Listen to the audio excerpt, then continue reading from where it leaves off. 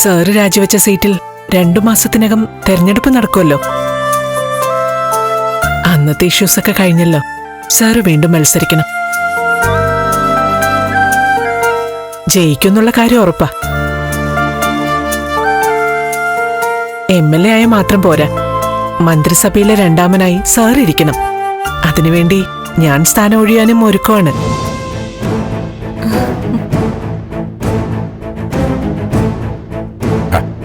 Mary Thomas എന്തൊക്കെയായി പറയുന്നത്? ഇപ്പൊ ഭരണത്തിൽ ശ്രദ്ധിക്കുക, നല്ല മന്ത്രിയായിട്ട് പേരെടുക്കുക.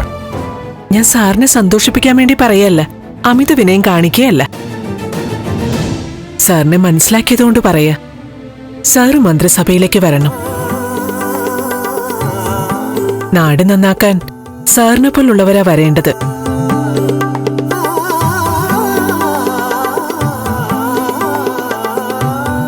അതൊക്കെ എന്റെ വഴിക്ക് നടക്കും. ആ മോളെ, ചായ എടുക്ക. വേണ്ട, നിക്ക്. ചായയാണോ കോഫിയാണോ ഇഷ്ടം? ചായയാണ് പതിവ്. ആ,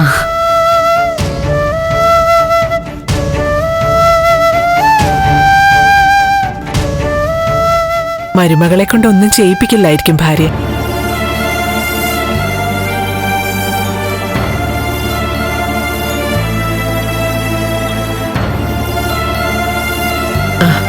താനിരിക്കടോ.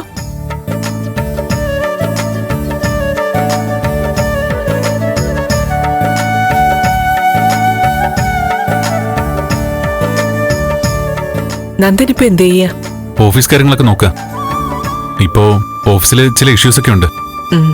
എനിക്കറിയാം.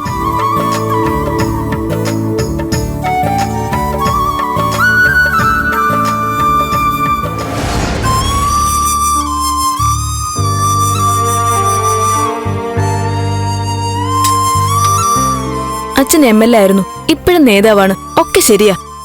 പക്ഷെ മന്ത്രിമാര് പോലും ഇത്രയ്ക്ക് ബഹുമാനിക്കുന്ന ആളാണെന്ന് നേരിട്ട് കാണുമ്പോ അതിശയം തോന്നുന്നു.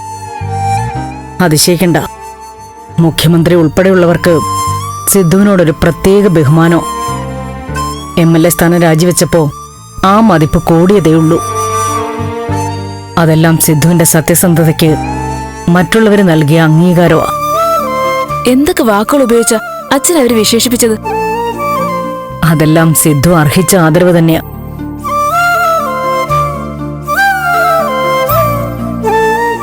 പക്ഷെ ആ വിഗ്രഹം ഉടഞ്ഞില്ലേ മോളെ? പ്രശസ്തരെ ദൂരെ നിന്നേ ആരാധിക്കാവൂന്ന് പറയും. ദൂരെ നിന്ന് നോക്കുമ്പോ വെളുത്ത ഉടുപ്പും ചിരിയും കൂപ്പുകയും മാത്രമേ കാണുള്ളൂ. അടുത്തു വരുമ്പോഴല്ലേ കള്ളം തെളിയുന്നത്.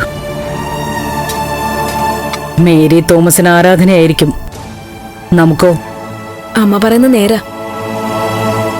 ഇന്നുകൊണ്ട് കാര്യങ്ങൾക്കൊരു തീരുമാനമാവണമെന്ന് ഉറപ്പിച്ചിരുന്നതാ. രണ്ടിലൊന്ന് അറിയുക തന്നെ ചെയ്യുമായിരുന്നു. ആ സമയത്ത് കൃത്യം മന്ത്രി വന്നു. എന്തിന് നമ്മുടെ സംസാരമൊന്നും നടക്കുമെന്ന് തോന്നുന്നില്ല.